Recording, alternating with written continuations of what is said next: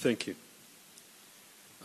Chairperson IBC, Mr. Wafula Chebukati, the Vice Chair IBC, Madam Cherera, Registrar of Political Parties, Ms. Anne Deritu, Independent Election and Boundaries Commission Secretary, CEO, Mr. Marjan, representative of the Inspector General of Police, the DIG of Kenya Police Service, Mr. Mbugwa, the representative of the chairperson, JLAC, at the National Assembly, Honorable Jennifer Shamala, representative of the chairperson of JLAC at the Senate, representative of chairperson of the National Cohesion and Integration Commission, Honorable Abdulaziz, who incidentally I was his mono, and I saw him pause a little bit before he mentioned my name. I think he was remembering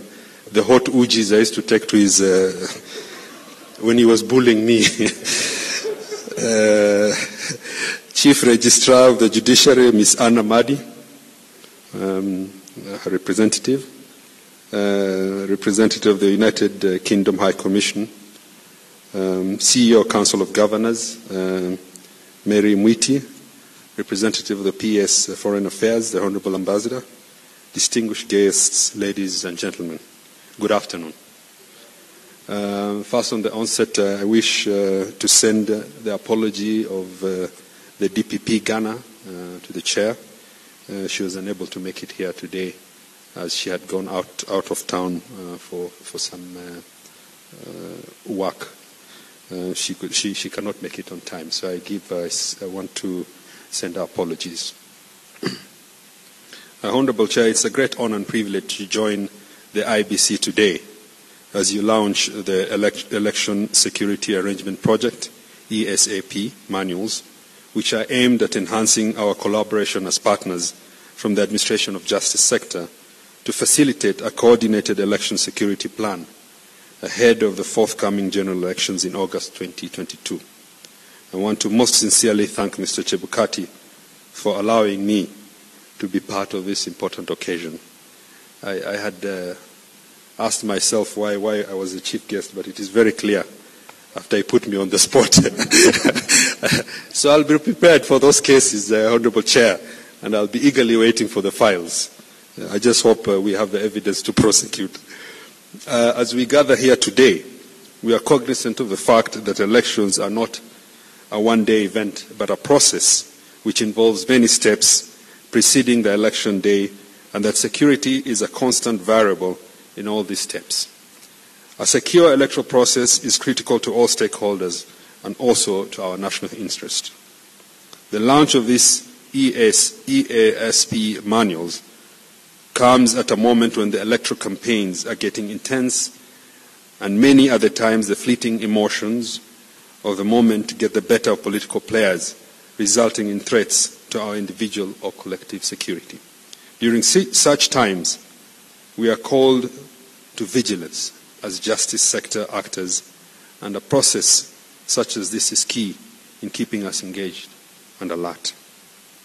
The purpose of this exercise is to ensure we are collaborating over time. Over time, we have built resilience, and this should not be seen as a failure, but progress.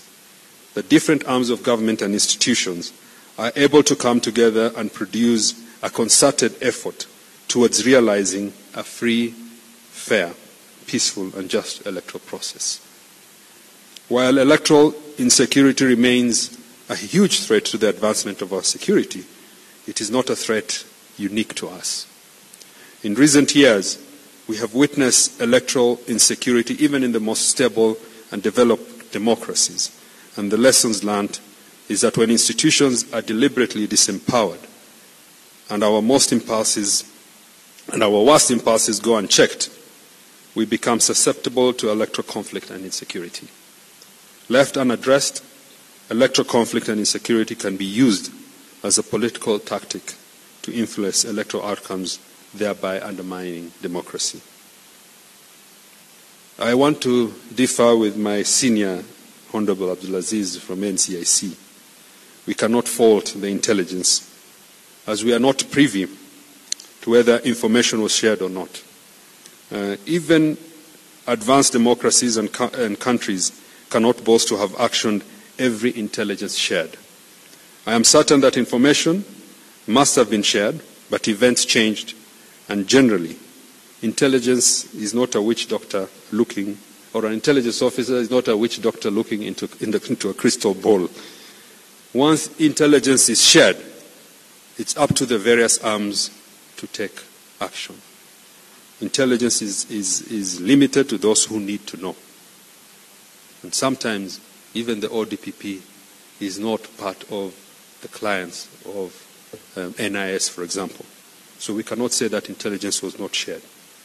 NIS, through its DG, has done a commendable job over the years, and I'm confident they will continue to do so. As election day fast approaches, all of us have the solemn duty to safeguard our electoral architecture and its attendant systems by guaranteeing the security of all persons involved in the various processes, including officials and most critical citizens, to ensure that the entire election process is free, fair, peaceful, transparent and accountable. The launch of these ESAP manuals have paved the way for enhancing the capacity of all stakeholders through training and scenario simulations. And for this achievement, congratulations, Mr. Chair, and your IBC team. By developing these manuals, the IBC has deployed a strong tactic from its arsenals of strategies critical to effectively discharging its mandate.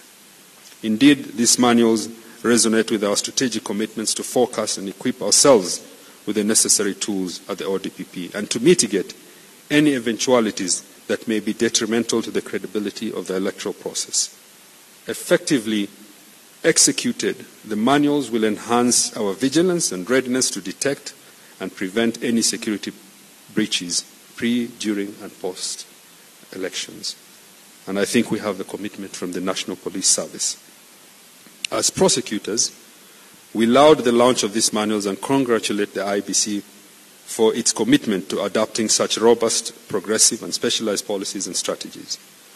The significance of security in the electoral process cannot be overemphasized, and complementary to the IBC manuals, the ODPP has taken a number of deliberate steps towards ensuring this year's elections are in tandem with our common agenda to promote free, fair and credible elections. We recently launched our compendium on election justice. In addition, we have established the Hate Speech and Electoral Justice Division and appointed 200 specialized prosecutors across the 47 counties and 129 court stations to expedite the prosecution of electoral offences. We have also institutionalized our Election Preparedness Committee tasked with coordinating research, data collection, collation and analysis of all election-related matters within the criminal justice sector. I also want to thank the Chief Justice for gazetting the specialized magistrates to ensure they are in place to expedite prosecutions. Under her leadership, the NCAJ has come up with a number of programs towards electoral preparedness in the justice sector, which will soon also be undertaken and rolled out. Yesterday, for example, we finalized a 4-day multi-sectoral stakeholder training which utilized local and international electoral experts from the justice sector.